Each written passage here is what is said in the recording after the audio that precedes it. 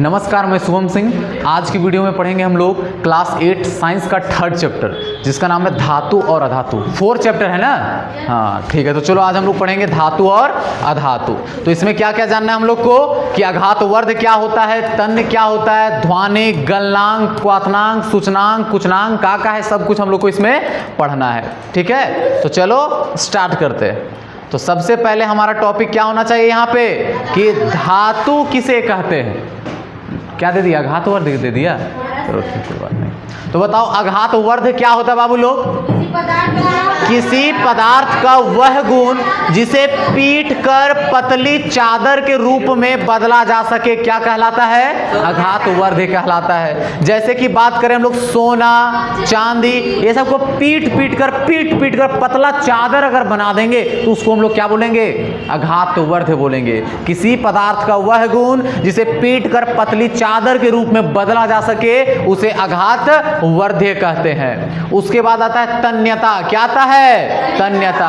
अब तन्यता क्या होता है बाबू लोग? तो किसी पदार्थ का वह गुण जिसे खींचकर लंबी तार में बदला जा सके उसे तन्यता कहेंगे। अब खींचो खींचो खींचो पूरा लंबा तार के रूप में अगर वो बन जाए तो उसको तन्यता बोलेंगे। जैसे में सोना, चांदी, ये सब तन्य है। क्या है? तन्य है। इसको खींचकर पतला तार बना सकते हैं। यहां एक फैक्ट लिखा हुआ है। क्या लिखा हुआ है बाबू लोग कि 1 ग्राम सोना, क्या लिखा हुआ है यहाँ पे?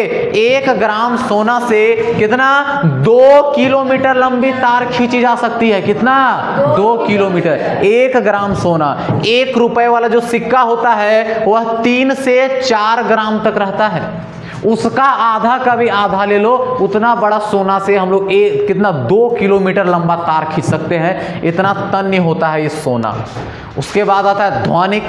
ध्वनिक को क्या बोलते हैं हम लोग? सोनोरस। क्या बोलते हैं? सोनोरस। अब ध्वनिक क्या होता है बाबू लोग? तो किसी पदार्थ का वह गुण जो किसी कठोर पदार्थ से टकराने पर आवाज उत्पन्न करता है ध्वनिक कहलाता है। मतलब जो कठोर चीज से टकराएगा और आवाज उत्पन्न करेगा उसको ध्वनिक बोलेंगे। जैसे हमारा कांसा हो गया, स्टील हो गया, ये सब क्या है? एल्यूमिनियम हो गया, ये सब ध्वनिक है। इसमें ध्वनिक का गुण पाया जाता है। बताओ स्कूल में जो हम लोग का घंटी रहता है वो एल्यूमिनियम का रहेगा या फिर कांसा का रहेगा? आई बात समझ में? या फिर तांबा का रहेगा? जिसमें ध्वनिक का गुण पाया जाता है उससे आवाज निकलता है। पीटने के बाद क्या निकलता है? आवाज निकलता है। ठीक है, उसे ध्वनिक कहते हैं। जैसे यहां लिखा है कि घंटियां तांबे और टीन के मिश्रण धातु कांसा से बनी होती है। किससे बनी होती है? कांसा।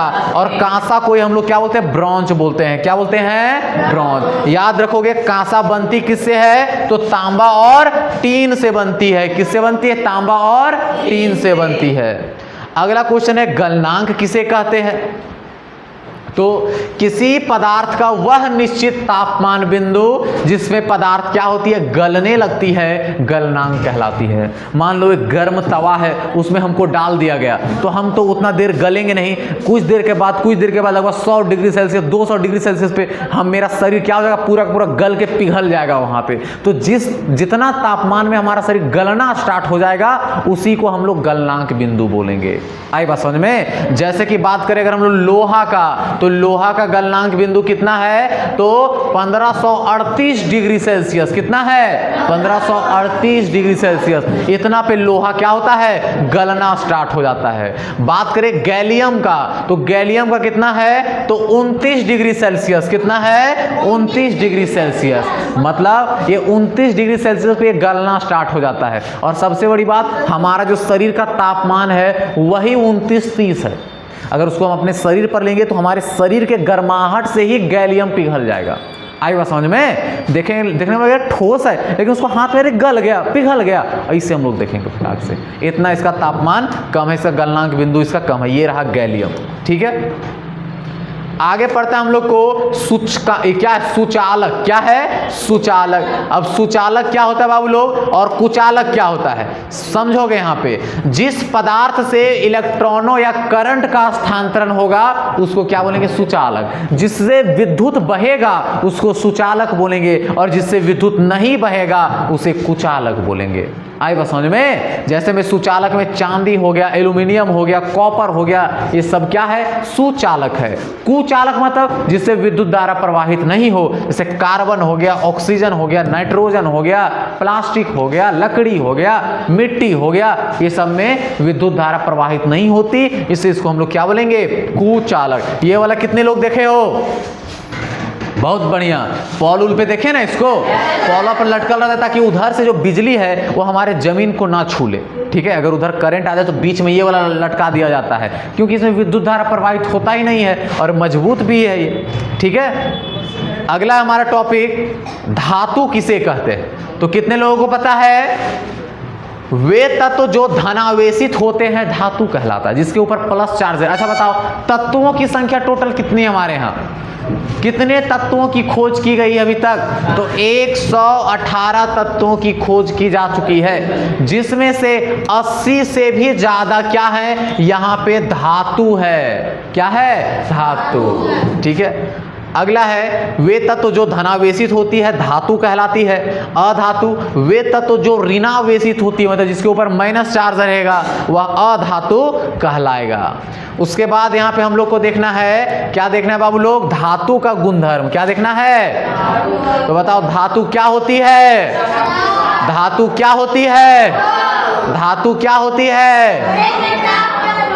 जैसे कि लोहा ठोस, एल्यूमिनियम ठोस, वैसे ही धातु का क्या होता है? अघात वर्ध होती है, मतलब इसको पीट के पतला चादर के रूप में बदला जा सकता है। धातु तन्य होती है, इसे लंबी तार खींचा जा सकता है। और धातु में विद्युत और उष्मा का क्या होता है? यह सुचालक होता है, मतलब इससे विद्युत धारा प्रवाहित होता है। और इसका घनत्व और गलनांक बहुत रहता है, इतना जल्दी ये गलता नहीं है, ये गलने में टाइम लेता है, बहुत कठोर होता है सब। ठीक है, उसके बाद यह ध्वनिक होता है, मतलब इसको पीटेंगे तो आवाज उत्पन्न करेगा अजीब टाइप का। जैसे दीवार है, इसको पीटेंगे थोड़ा अलग आवाज करेगा। लेकिन यहाँ गौर करो, ये यहाँ पे लोहा है, लोहा है कि एल्यूमिनियम है? एल्यूमिनियम का पाइप है, इसको पीटेंगे, देख रहे हो ना? और इसको पीटेंगे, आवाज अंतर देखो दोनों में। तो यही अंतर है, जिसको पीटने के बाद आवाज उत्पन्न हो वह उसी को हम लोग ध्वनिक बोलते हैं। आई बात समझ में? लेकिन यहाँ पे कुछ कुछ फैक्ट है बाबू लोग। धातु में ये सब गुण है, लेकिन कोई कोई धातु ऐसा है जिसमें कोई कोई गुण नहीं है, और यही एग्जाम में आएगा। आई बात समझ में? ये सब उतना नहीं देगा, सबसे ज्यादा इंपॉर्टेंट यही सब है जिसको हम लोग अपवाद बोलेंगे। जैसे अभी हम लोग पढ़े धातु कठोर होता है, लेकिन सभी धातु कठोर नहीं होता। जैसे कि लिथियम, सोडियम, पोटेशियम, ये सब इतना मुलायम है, इतना मुलायम है कि इसको पनीर जैसा हम लोग चाकू से काट सकते हैं। आई बात समझ में? इसको पनीर जैसा हम लोग क्या कर सकते हैं? चाकू से काट सकते हैं। अब भी पढ़े हम लोग, धातु जो है वह ठोस अवस्था में होती है, लेकिन एक धातु ऐसा है जो कि द्रव अवस्था में रहती है, जिसका नाम पारा है। बोले तो मरकरी। क्या है? मरकरी। ठीक है, अगला है कि यहां लिखा है कि धातु विद्युत और उष्मा का सुचालक होता है, इससे विद्युत धारा प्रवाह होता है। लेकिन कुछ धातु वैसे भी है जिसमें विद्युत धारा प्रवाह नहीं होता, यह कुचालक है। जैसे में सीसा और मरकरी। आई बात समझ में? अब कोई पूछेगा कि सीसा क्या है, धातु है कि अधातु? धातु। क्या है? धातु। याद रखोगे, सीसा क्या है? धातु। अगला है कि सोडियम और पोटेशियम का घनत्व और गलनांक बहुत कम होता है। अभी हम लोग पढ़े कि धातु को बहुत ज्यादा गर्म करोगे तब गलेगा, लेकिन ये दोनों बहुत जल्दी गल जाता है। यही सब बस याद करने वाला चीज है। ठीक है, अगला गैलियम और सीजियम का गलनांक और ज्यादा कम होता है। अभी हम लोग ऐसे धातु के बारे में पढ़े जिसके 1000 डिग्री सेल्सियस पे भी गर्म करोगे तो नहीं पिघलेगा, लेकिन गैलियम और सीजियम एक ऐसा धातु है, उसको हाथ पर रख दोगे तो हाथ के गर्मी से वो क्या हो जाएगा? पिघल जाएगा। आई बात समझ में? ऐसे ऐसे कुछ यहाँ पे धातु है। अब इसी का उल्टा हमारा अधातु आ जाएगा।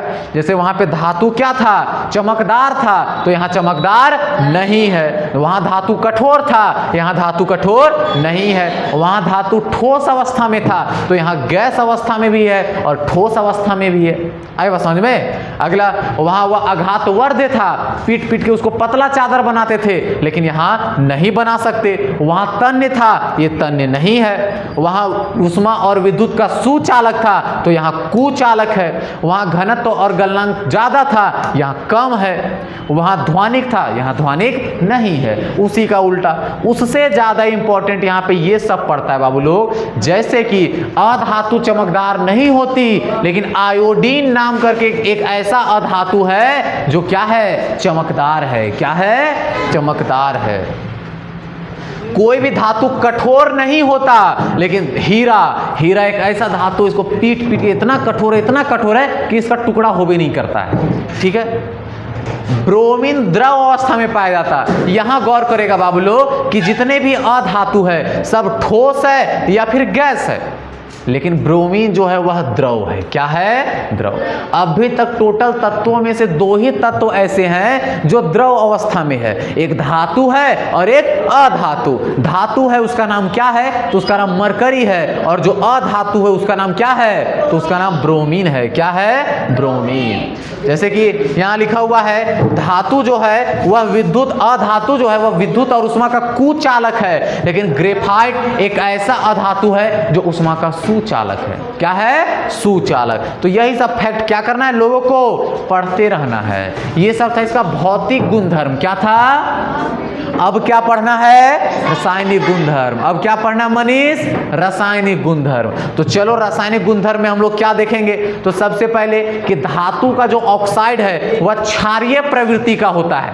इसका कहने का मतलब समझने की कोशिश करोगे बाबू लोग। धातु है, ऑक्सीजन के साथ अभिक्रिया कर गया, मतलब जंग लग गया। उसको चाट के देखो तो कड़वा लगेगा। कैसा लगेगा, कड़वा। मतलब धातु ऑक्साइड जो है वह क्षारीय प्रवृत्ति का है। आई बात समझ में, चाट उठ के नहीं देखना है किसी को, ठीक है। तो क्षारीय प्रवृत्ति का है। अगला, धातु जल के साथ अभिक्रिया करता है। जल के साथ क्या करता है, अभिक्रिया करता है। और धातु अम्ल के साथ भी अभिक्रिया करता है, धातु क्षारक के साथ भी अभिक्रिया करता है।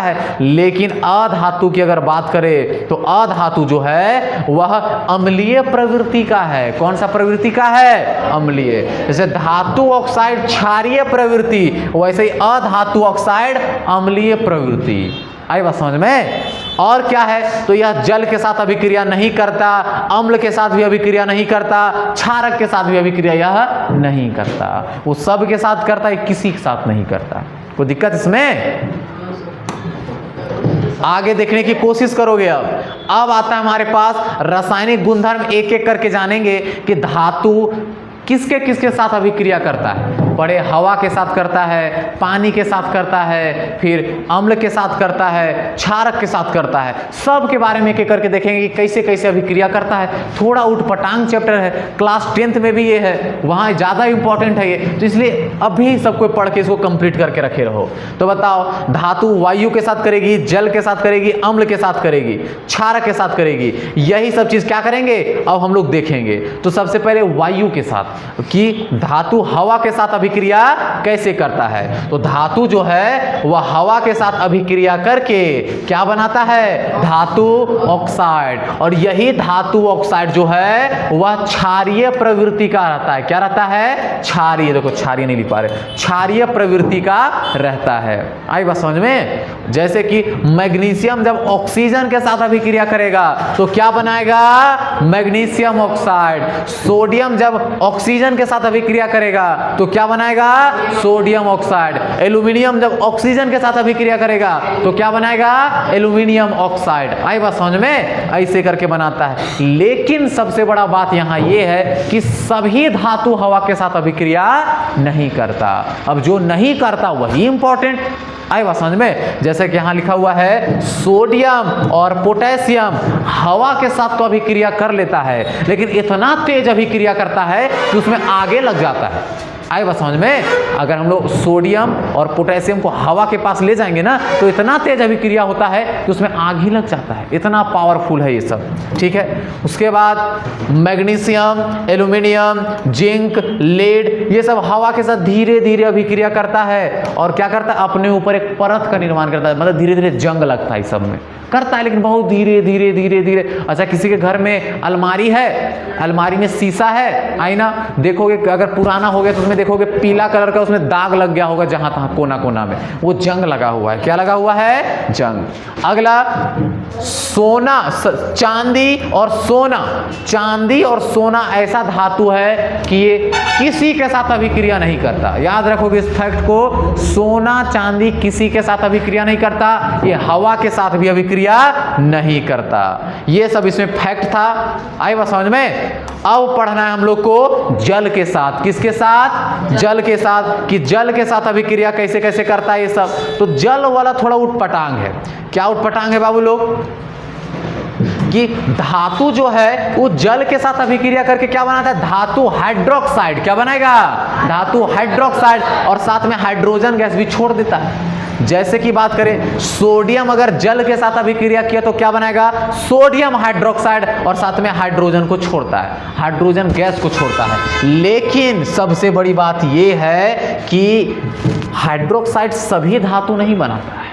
जो ज्यादा पावरफुल होता है वही जाके हाइड्रोक्साइड का निर्माण करता है, और जो कम पावरफुल होता है जो कम पावरफुल होता है वो धातु ऑक्साइड का निर्माण करता है। जैसे कि जिंक, जिंक के पास उतना पावर नहीं है तो क्या बना रहा है? Zinc oxide. लोहा के पास उतना पावर नहीं है तो क्या बनाएगा? लोहा का ऑक्साइड। लेकिन बाबू यहाँ पे क्या लिखा हुआ है? सोडियम। सोडियम इतना पावरफुल है कि सोडियम हाइड्रोक्साइड बनाता है। पोटेशियम इतना पावरफुल है कि पोटेशियम हाइड्रोक्साइड बनाता है। ठीक है, तो ये सब यहाँ पे कुछ कुछ फैक्ट था। अब उससे भी बड़ा फैक्ट यही कि कौन कौन किसके साथ अभिक्रिया करता है, कौन नहीं करता है। जैसे कि अगर हम लोग यहाँ पे बात करें तो क्या क्या लिखा हुआ है बाबू लोग? कि एल्यूमिनियम, आयरन, जिंक केवल भाप के साथ अभिक्रिया करेगा, गर्म हवा के साथ, मतलब गर्म पानी के साथ। गर्म पानी मतलब समझ रहे हो? गर्म भाप मतलब भाप, जान रहे हो सब? हाँ, भाप के साथ ही अभिक्रिया करेगा। वही सोडियम हो गया, पोटेशियम हो गया, कैल्शियम हो गया, ये सब ठंडा पानी में अभिक्रिया करेगा और कोई पानी में नहीं करेगा। बात करें मैग्नीशियम, मैग्नीशियम केवल गर्म पानी में करेगा। और वही जो हमारा लेड है, कॉपर है, ये पानी में अभिक्रिया कर भी नहीं करता। साफ इतना ध्यान दो कि सोना और चांदी कहीं अभिक्रिया नहीं करता है। ठीक है, सोना और चांदी जो है वह कहीं अभिक्रिया नहीं करता। अगला है अम्ल के साथ अभिक्रिया। अब धातु अम्ल के साथ अभिक्रिया करके क्या बनाती है? तो कुछ नहीं बनाती है। कुछ नहीं बनाती है? जरूर बनाती है। धातु जो है वह अम्ल के साथ अभिक्रिया करके लवण बनाती है और साथ में हाइड्रोजन गैस छोड़ती है। अब लवण क्या होता है? न खट्टा होता है न कड़वा होता है, जो बीचों बीच में रहेगा उसको लवण बोलेंगे। आई बात समझ में? जैसे कि सोडियम जब हाइड्रोक्लोरिक अम्ल के साथ अभिक्रिया करेगा तो NaCl का फॉर्मूला क्या, नाम क्या है? तो नमक। क्या नाम है? नमक। ठीक है, नमक का निर्माण करती है और हाइड्रोजन गैस छोड़ती है। ठीक है, इसमें भी फैक्ट है। कॉपर हो गया, सोना हो गया, चांदी हो गया, यहाँ तक कि मरकरी हो गया, ये सब अम्ल के साथ अभिक्रिया नहीं करता। ये सब अम्ल के साथ अभिक्रिया नहीं करता। अगला क्षारक के साथ अभिक्रिया, सेम वैसे ही। तो धातु भी क्षारक के साथ अभिक्रिया करके लवण और हाइड्रोजन गैस, जो उसके साथ अम्ल के साथ था वही क्षारक के साथ भी है, इसके साथ भी वही काम करता है। ठीक है, और कोई वैसी बात इसमें नहीं है। अब देखते हैं हम लोग अधातु का रासायनिक गुणधर्म। तो अब भी हम लोग पढ़े कि अधातु जो है वह किसके किसके साथ अभिक्रिया करती है? तो अधातु केवल हवा के साथ अभिक्रिया करेगी। किसके साथ? हवा के साथ। लेकिन गर्म तापमान पर, ज्यादा गर्म करोगे तब करेगा, ऐसी नहीं करेगा। ठीक है, गर्म तापमान पर वो क्या करेगा? ज्यादा हवा करेगा, ज्यादा गर्म करेंगे तब हवा करेगा। क्या क्या बोल रहे हैं हम? मतलब ज्यादा तापमान देंगे तब जाके अभिक्रिया करेगा। जैसे कार्बन जो है वह ऑक्सीजन के साथ अभिक्रिया करेगा और कार्बन डाइऑक्साइड बनाएगा। ठीक है, लेकिन यहाँ कुछ कुछ फैक्ट है। क्या? कि कमरे के ताप पर वायु के साथ अभिक्रिया। यहाँ ध्यान दो, यहाँ बोले अधिक तापमान देने पर वह अभिक्रिया करती है, लेकिन कोई कोई धातु ऐसा भी है जो कमरे के तापमान पर ही अभिक्रिया करता है। जैसे कि फास्फोरस, ऑक्सीजन, ये दोनों आपस में अभिक्रिया करेगा तो क्या बनाएगा? फास्फोरस पेंटो ऑक्साइड बनाएगा। फास्फोरस एक ऐसा चीज है, अधातु है, लेकिन बहुत अभिक्रियाशील है। इसको हवा में छोड़ दोगे तो आग लग जाएगा। ठीक है, सोचो, अभिक्रियाशील नहीं होना चाहिए था इसको, और ये अभिक्रियाशील है। जितने भी पटाखे देखते हो उसमें कौन सा अधातु रहता है? तो फास्फोरस। क्या रहता है? फास्फोरस। बहुत बढ़िया। जल के साथ अभिक्रिया होता है क्या अधातु का? तो नहीं होता है। अम्ल के साथ होता है क्या? नहीं होता है। क्षारक के साथ होता है क्या? नहीं होता है। तो यही सब यहाँ पे छोटा मोटा चीज था। उसके बाद आता है विस्थापन अभिक्रिया। ये क्लास 10th में हम लोग को देखना है। क्या देखना है विस्थापन अभिक्रिया के बारे में? देखो जैसे जिंक था, यहाँ कॉपर सल्फेट था। कॉपर सल्फेट एक तरह का विलयन है, पानी जैसा है। इसका रंग कैसा रहता है? नीला। अब जैसे हम लोग इसमें जिंक का एक टुकड़ा डाल देंगे तो उसका रंग क्या हो जाएगा? रंगहीन। कोई जादूगर ऐसे ही तो आता है, बोलेगा नीला पानी है ना, इसमें हम इस चीज को, छोटा सा चीज को डाल देंगे, देखो उसका रंग गायब। तो हाँ, वहाँ वो क्या कर रहा है? साइंस का खेल खेल रहा है। आई बात समझ में? कॉपर सल्फेट में जिंक डाल दिया तो उसका रंग नीला हो गया। एक और चीज करेगा, कॉपर सल्फेट में लोहा डाल देगा तो उसका रंग हरा हो जाएगा। क्या हो जाएगा? हरा हो जाएगा। ठीक है, जैसे कि कॉपर सल्फेट में अगर हम लोग लोहा को डाल देंगे तो उसका रंग हरा हो जाएगा।